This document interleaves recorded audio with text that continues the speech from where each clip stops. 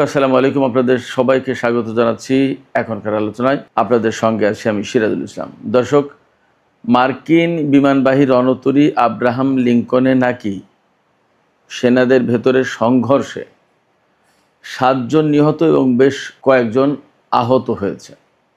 এই খবর দিয়েছে ইরানের সংবাদ মাধ্যম তাসনিম নিউজ, এবং তাসনিম নিউজের বরাতে এই নিউজ করেছে প্রেস টিভি।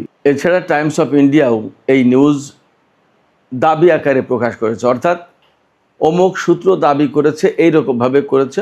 আমিও দাবি আকারেই বলছি এই কারণে যে ইরানি গণমাধ্যমে পাওয়া গেছে এই খবর, এবং ভারতের যে টাইমস অফ ইন্ডিয়া বললাম, যদিও তারা বিশ্বস্ত মিডিয়া, তারা দিয়েছে, বাট দাবি আকারে। আমিও সেই জন্য বলছি, পশ্চিমা গণমাধ্যম বা আল জাজিরা বা পাকিস্তানি গণমাধ্যম এই সমস্ত কোনো গণমাধ্যমে এই খবরটা আসেনি। সেই কারণে আমি এখনও এই খবরটা দাবি আকারেই বলছি যে ইরানি গণমাধ্যম দাবি করেছে যে মার্কিন বিমানবাহী রণতরী আব্রাহাম লিঙ্কনে 7 জন নিহত এবং বেশ কয়েকজন সেনা আহত হয়েছে। এদিকে ইরানের বিপ্লবী গার্ড বাহিনী বা আইআরজিসিতে প্রধান কমান্ডার হিসেবে নিয়োগ পাওয়া মেজর জেনারেল আহমদ ওয়াহিদি তিনি বলেছেন, ইরানের সর্বোচ্চ নেতা আইআরজিসির কাছ থেকে যা প্রত্যাশা করেন তার পুরোটাই পূরণ করার চেষ্টা করা হবে। এদিকে মাসুদ পেজেশকিয়ান, ইরানের প্রেসিডেন্ট, তিনি নতুন করে যে 6 সেনা কমান্ডারের নিয়োগ তাকে স্বাগত জানিয়েছে, এবং তিনি বলেছেন ইরানের সামরিক বাহিনী যে কোনো পরিস্থিতি মোকাবেলার জন্য প্রস্তুত রয়েছে। আর জাতীয় নিরাপত্তা পরিষদের সচিব হিসেবে নিয়োগ পাওয়া মহসিন রেজাই তিনি বলেছেন, আমেরিকা যতক্ষণ পর্যন্ত না ইরানের শর্ত পূরণ করবে ততক্ষণ পর্যন্ত হরমুজ প্রণালী খোলা হবে না। এপাশে লোহিত সাগরের জাহাজে হামলার ঘটনা ঘটেছে এবং 6 জন নিহতের ঘটনা আছে। পাশাপাশি ওমান উপসাগরের কাছাকাছি থাকা একটি জাহাজে আমেরিকা হামলা চালিয়েছে এমন খবর পাওয়া গেছে। তাতে যে পরিস্থিতি তৈরি হয়েছে সেখান থেকে প্রশ্ন আসছে, হরমুজ প্রণালী কি তাহলে এখনই খুলছে না? এবং আমেরিকা আর ইরানের মধ্যে যে চুক্তির কথা বারবার ডোনাল্ড ট্রাম্প গত সপ্তাহে বলছিলেন যে আজকের ভেতরে বা কালকের ভেতরেই চুক্তি হয়ে যাবে, সেই চুক্তির সম্ভাবনা কি তাহলে একেবারেই ক্ষীণ হয়ে গেল? এর চেয়ে বড় প্রশ্ন হচ্ছে, নতুন করে কি আবার আমেরিকা এবং ইরানের মধ্যে সংঘর্ষ শুরু হতে যাচ্ছে? আর এই যে আব্রাহাম লিঙ্কনের যে খবর পাওয়া গেল ইরানের গণমাধ্যম থেকে যে 7 জন নিহত হয়েছে, আসলে এই বিষয়টা কি এবং এর সাথে আরও কি কি বিষয় জড়িত? সুপ্রিয় দর্শক, এর সাথে আমরা আর একটা বিষয়ও যুক্ত করব আজকের আলোচনায়। সেটা হচ্ছে যে হরমুজ প্রণালী এবং আমেরিকা ইরানের মধ্যকার গত 2-3 দিনের নতুন করে যে উত্তেজনাকর কথাবার্তা, তার প্রেক্ষাপটে কিন্তু আন্তর্জাতিক বাজারে তেলের দাম বেড়েই চলেছে এবং শেয়ার মার্কেটে উদ্বেগ উৎকণ্ঠা বাড়ছে, অস্থিতিশীলতা বিরাজ করছে। সুপ্রিয় দর্শক, এই বিষয়গুলো নিয়ে এখনকার ভিডিওতে বিস্তারিত কথা বলার চেষ্টা করব। আশা করি আপনারা শেষ পর্যন্ত সঙ্গে থাকবেন, আর ভিডিও ভালো লাগলে লাইক কমেন্ট শেয়ার করবেন এবং চ্যানেলটি সাবস্ক্রাইব করে সাথেই থাকবেন। দর্শক, চলুন বিস্তারিত আলোচনা করি। প্রথম খবর যেটা বলছিলাম যে মার্কিন রণতরী ইউএসএস আব্রাহাম লিঙ্কন, এটা প্রায় 9 মাস ধরে ভারত মহাসাগরে মোতায়েন করা রয়েছে। লক্ষ্য ছিল ইরানের বিরুদ্ধে যুদ্ধ করা। 2025 সালে অর্থাৎ গত বছরের নভেম্বর মাসে এই জাহাজ ভারত মহাসাগরে মোতায়েন করা হয়, এবং তখন ডোনাল্ড ট্রাম্প বিশ্বের সর্বাধুনিক এবং বৃহৎ যুদ্ধ জাহাজ হিসেবে, বিমানবাহী রণতরী হিসেবে ইরানকে ভয় দেখিয়েছিলেন। এবং এই জাহাজ মোতায়েন করার পর তিনি মার্কিন কর্মকর্তাদের কাছে প্রশ্ন করেছিলেন যে ইরান ভয় পাচ্ছে না কেন? আমাদের সবচেয়ে গুরুত্বপূর্ণ রণতরী মোতায়েন করলাম ইরানের একেবারে উপকূলের কাছাকাছি বলা যায়, তারপরেও তারা ভয় পাচ্ছে না, তারা নত হচ্ছে না, তারা চুক্তি করছে না, তারা আলোচনা আসছে না। ব্যাপারটাকে তার মানে তিনি প্রথম দিকে এই জাহাজ মোতায়েন করে ভয় দেখাতে চেয়েছিলেন, কিন্তু আস্তে আস্তে আস্তে আস্তে সেটা শুধু ভয় দেখানোর পর্যায়ে না, একেবারে যুদ্ধের কাজেই জড়িয়ে পড়েছিল। এবং এই জাহাজ মোতায়েন করে এখন দেখা যাচ্ছে আমেরিকা এক ধরনের ঝামেলার ভিতরে পড়ে গেছে। ঝামেলার ভিতরে পড়েছে কি? এই জাহাজ মোতায়েন করার পরে 8-9 মাস চলে যাচ্ছে, সেনাদের কোনো ছুটি নেই, কোনো বন্দরেও ভেড়ার সুযোগ নেই। শুধু তাই না, মার্কিন গণমাধ্যমে একেবারে সব অনেক অনেক গণমাধ্যমে, আমেরিকার প্রভাবশালী প্রথম শ্রেণীর সমস্ত গণমাধ্যমে খবর এসছে যে এই আব্রাহাম লিঙ্কনে সেনারা খাবার দাবারের সংকটে পড়েছে। কোনো কোনো দিন এমন যাচ্ছে যে আধা কাপ ভাত আর 2 পিস গোশত এই খাওয়ানোর ব্যবস্থা হচ্ছে। খাবার দাবারের সংকট, তাদের লন্ড্রি সিস্টেম প্রায় 2 সপ্তাহ বন্ধ ছিল, কাপড় চোপড় পরিষ্কার পরিচ্ছন্ন করার কোনো ব্যবস্থা নেই, এমন হয়েছে। সেনারা অভিযোগ করেছে তাদের শাওয়ার সব ফাঙ্গাস পড়ে ছত্রাক পড়ে নষ্ট ফষ্ট ময়লা নোংরা হয়ে গেছে, ওয়াশরুমগুলো ব্যবহার করার কোনো উপায় নেই।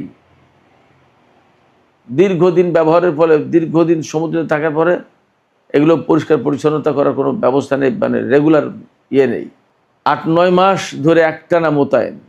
এই যে দীর্ঘ মোতায়েন, যুদ্ধ ক্লান্তি, অবসাদ, মানে অবশ্রান্ত হয়ে গেছে তারা, ক্লান্ত শ্রান্ত। এইসব সেনাদের মনোবলও ভেঙে গেছে। ইরানের বিরুদ্ধে আমেরিকা যুদ্ধ করতে এসে তারা যে খুব স্বস্তিতে আছে, শান্তিতে আছে তা তো না। চোখের সামনেই তো তাদের ঘাঁটি মাটি সমস্ত সব কিছু নষ্টভষ্ট হয়ে গেছে। মধ্যপ্রাচ্যের বিভিন্ন দেশ থেকে ইরান হামলা চালিয়ে ধ্বংস করে দিয়েছে না। শুধু তাই না, এই সমস্ত জাহাজে যথেষ্ট পরিমাণে গোলা বারুদ, ক্ষেপণাস্ত্র, অস্ত্র এগুলোর জোগাড় নেই। যদি এই সমস্ত জাহাজের বিরুদ্ধে ইরান অভিযান চালায় তাহলে যথেষ্ট বিপদের আশঙ্কা আছে বলে এই সমস্ত সেনারা এখন মনে করছে। তারা বিরক্ত, ক্লান্ত, পরিবার পরিজনের সাথে আজ এত মাস বিচ্ছিন্ন।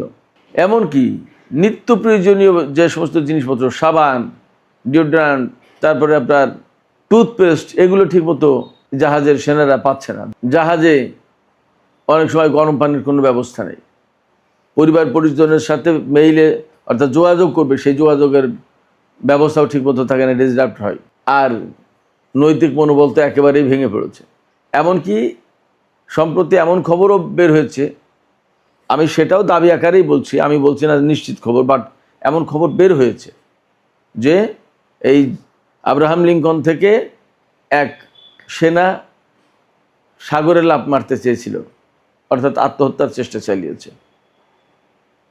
এখন জাহাজের উপর থেকে লাফ মারা মানে অনেক উঁচু থেকে, একটা জাহাজ কয়েকতলা বিল্ডিংয়ের সমান, অনেক উঁচু, সেই জাহাজ থেকে লাফ মারার চেষ্টা করেছে। জাহাজে যে গোলযোগ, মারামারি বা হত্যাকাণ্ডের ঘটনা বা হতাহতের ঘটনা প্রকাশ করা হয়েছে প্রেস টিভিতে বা ইরানি গণমাধ্যমে বা টাইমস অফ ইন্ডিয়াতে, তাতে দাবি করা হচ্ছে যে এই যে জাহাজের কন্ডিশন, এই কন্ডিশন নিয়ে 1-1.5 সপ্তাহ আগে সম্ভবত এই জাহাজে মোতায়েন যে সেনা, তাদের পরিবার পরিজনের সাথে আমেরিকার সেনা কমান্ডাররা কয়েকজন আমেরিকা আর কি কথাবার্তা বলেছে, একটা মিটিং করেছে, মত বিনিময় করেছে। সেখানে পরিবারের পক্ষ থেকে এই সমস্ত অভিযোগ অনেক কিছু তুলে ধরা হয়েছিল। তুলে ধরলে সেখানে সেনা কমান্ডার অনেকেই এই সমস্ত বাস্তব সংকটের কথা তারা স্বীকার করেছে। এবং আসলে আব্রাহাম লিঙ্কনের পরিস্থিতি কি, এইটা একেবারে সরেজমিন দেখার জন্য হাইকমান্ড থেকে বলা হয়েছিল। বলা হলে এই যে সেন্টকমের যিনি প্রধান Brad Cooper, admiral Brad Cooper, ইনি আরেকজন সেনা কর্মকর্তাকে পাঠিয়েছেন এই জাহাজে দেখতে যে কি পরিস্থিতি, আসলে বাস্তব অবস্থা কী।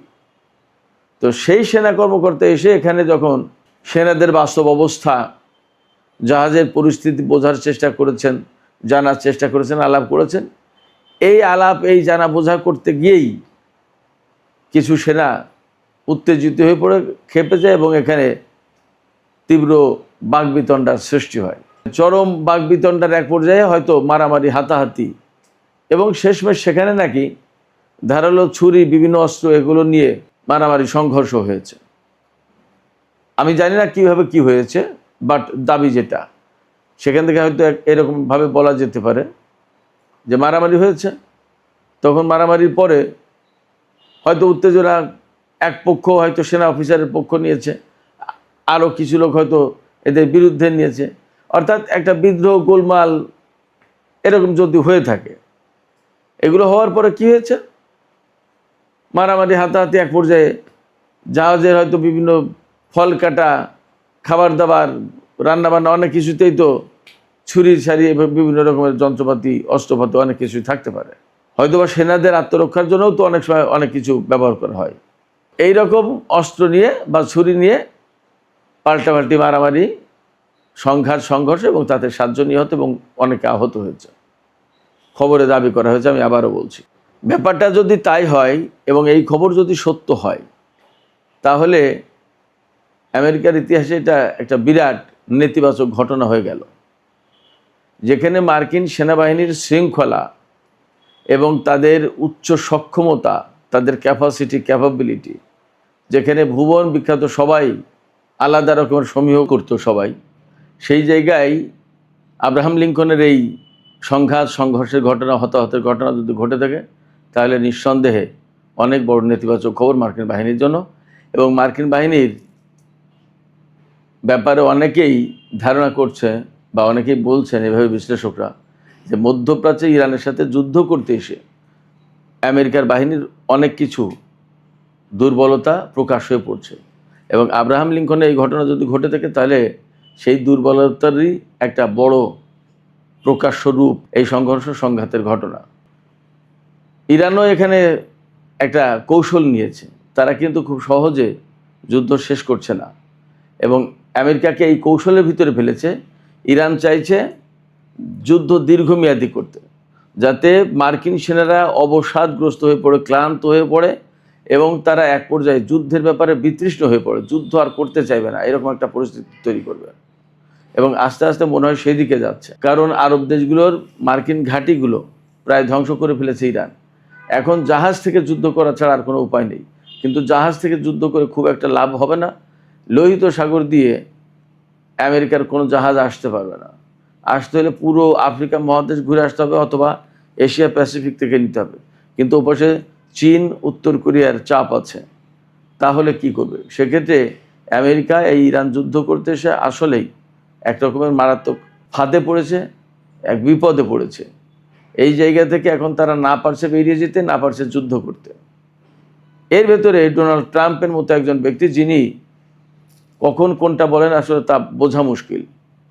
তিনি আজকে বলেন আলাপের কথা, কালকে বলেন বৈঠক হচ্ছে, পরের দিন বলেন চুক্তি হবে, তারপরের দিন আবার ইরানের বিরুদ্ধে যুদ্ধের হুমকি দেন এবং বলেন যে নৌ অবরোধ অব্যাহত থাকবে, ইরানের উপরে নিষেধাজ্ঞা দিতে হবে, ইরানকে চেপে ধরতে হবে অর্থনৈতিক দিক দিয়ে।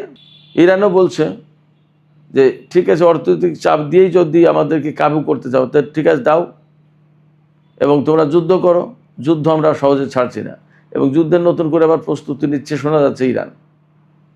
তার মানে দাঁড়াচ্ছে ইরান এবং আমেরিকার মধ্যে খুব শিগগিরই চুক্তি হচ্ছে না। যদি তাই না হয়, তাহলে আমেরিকাকে আরও দীর্ঘমেয়াদে ভারত মহাসাগর বা লোহিত সাগর এই সমস্ত জায়গায় জাহাজ মোতায়েন করতে হবে। বাট ফ্যাক্ট হচ্ছে, আজ পর্যন্ত আমেরিকান নৌবাহিনী হরমুজ প্রণালীতে একটি জাহাজও প্রবেশ করাতে পারেনি। একদিনের জন্য হরমুজ প্রণালী তারা শক্তি প্রয়োগ করে খুলতে পারেনি। ফলে ইরানের সাথে দীর্ঘমেয়াদে যুদ্ধে গেলেই আমেরিকায় বিপদে পড়বে এবং পড়েছে অলরেডি।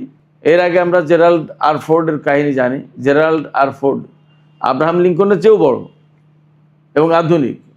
এই জেরাল্ড আর ফোর্ড যুদ্ধ করতে এসেছিল, ভূমধ্যসাগরে মোতায়েন করা ছিল, লোহিত সাগরেও আসতে পারেনি।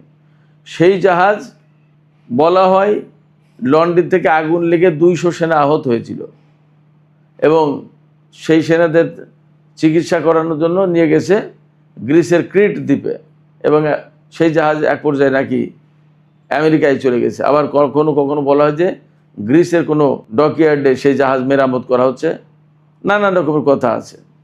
তার মানে এই যে তাদের সবচেয়ে বড় 2 জাহাজ বিমানবাহী রণতরী, জেরাল্ড আর ফোর্ড এবং আব্রাহাম লিঙ্কন, এই দুটো জাহাজেরই তো ত্রাহি অবস্থা। তার মানে কি, ইরানের মতো একটা শক্তি যদি দাঁড়িয়ে যায়, তাহলে আমেরিকার এই সমস্ত জাহাজ, বিমানবাহী রণতরী বলি আর যুদ্ধ জাহাজ, ফ্রিগেট, ডেস্ট্রয়ার, করভেট যাই বলি, এগুলো যে খুব বেশি দিন টিকতে পারবে না ইরানের দৃঢ় মনোবলের কারণে, এটা মোটামুটি বোঝা যাচ্ছে। যখন আমেরিকার সেনারা দীর্ঘ ক্লান্তিতে একেবারে নৈতিক মনোবল হারিয়ে ফেলেছে বলে বলা হচ্ছে বিভিন্ন খবরে, খোদ মার্কিন গণমাধ্যমে, পশ্চিমা গণমাধ্যমে, তখন ইরানের যে নতুন সামরিক কাঠামোতে পরিবর্তন আনা হলো এবং যে সমস্ত জেনারেলদেরকে নতুন করে নিয়োগ দেওয়া হলো, তারা এখন টকবক করে ফুটছে বলা যায় যুদ্ধের জন্য। তারা বলছেন যে ইরানের সর্বোচ্চ নেতা যা চাইবেন আমরা তাই ফুলফিল করার জন্য প্রস্তুত। অর্থাৎ ইরানের সর্বোচ্চ নেতা যদি বলেন এখন যুদ্ধ করতে হবে, মার্কিন বাহিনীকে মধ্যপ্রাচ্য থেকে তাড়িয়ে দিতে হবে, তাহলে জীবন বাজি রেখে যুদ্ধ করতে আমরা প্রস্তুত। এবং গতকাল কিন্তু আমরা খবর দিয়েছিলাম যে ইরানের সর্বোচ্চ নেতা বলেছেন যে গোয়েন্দা কার্যক্রম বাড়াতে হবে, অভিযানের প্রস্তুতি নিতে হবে। এর মানে দাঁড়াচ্ছে কি, ইরান খুব সহজে ছেড়ে দেবে না। আর এর অনেকগুলো বড় কারণের ভিতরে একটা কারণ, ইরানের সর্বোচ্চ নেতাকে হত্যা করা হয়েছে, তার ছেলে বর্তমানে সর্বোচ্চ নেতা। তিনি নিশ্চয়ই বাবার হত্যার প্রতিশোধ নেওয়ার চেষ্টা করবেন এবং ইরানি জনগণকে যেভাবে হত্যা করা হয়েছে তারও প্রতিশোধ নেওয়ার চেষ্টা করবেন। যে ব্যক্তি জীবনকে তুচ্ছ করেন তার কাছে কিন্তু এই প্রতিশোধ পরায়ণ হওয়া কঠিন কোনো কাজ না। সেক্ষেত্রে মধ্যপ্রাচ্যে খুব সহজে শান্তি ফিরে আসে এটা ভাবার কোনো কারণ নেই এবং আমেরিকার জন্য খুব সুখের দিন আসছে এমনটি ভাবার মনে হয় সুযোগ নেই। পরিস্থিতি যথেষ্ট জটিল। এই পরিস্থিতিতে ইরানের সর্বোচ্চ জাতীয় নিরাপত্তা পরিষদের সচিব মেজর জেনারেল মহসিন রেজাই তিনি বলেছেন ইরানের শর্ত মেনে না নিলে কোনো মতেই হরমুজ প্রণালী খোলা হবে না। শর্তগুলোর ভেতরে সবচেয়ে বড় শর্ত, ইরানের উপর থেকে নিষেধাজ্ঞা প্রত্যাহার করতে হবে, ইরানের বিদেশে আটকে থাকা অর্থ ছাড় করতে হবে, লেবানন গাজা সহ মধ্যপ্রাচ্যের সমস্ত জায়গায় যুদ্ধ বন্ধ করতে হবে, আরও অনেক কিছু আছে। এগুলো না মানলে ইরান আমেরিকার জন্য হরমুজ প্রণালী খুলবে না, হরমুজ প্রণালী কারোর জন্যই খুলবে না। এবং বিশ্ব অর্থনীতি তো খুব খারাপ অবস্থা, নাজুক পরিস্থিতি। তেলের দাম বেড়েছে, গতকাল তেলের দাম বলেছিলাম $88, আজকে আমরা খবর জানতে পারলাম প্রায় $89, হয়তো এখন আরও বেড়ে গেছে কিনা কে জানে। বিশ্বের শেয়ার মার্কেটগুলোতে খুব অস্থিতিশীল অবস্থা, অর্থনৈতিক দৈন্যদশা বিরাজ করছে সারা বিশ্বে, তেল গ্যাসের যোগান নেই। এই অবস্থায় আমেরিকা কতদিন এই যুদ্ধ চালিয়ে নিতে পারবেন এবং বিশ্ববাসী আমেরিকার উপর চাপ সৃষ্টি করবে না তার কিন্তু নিশ্চয়তা নেই।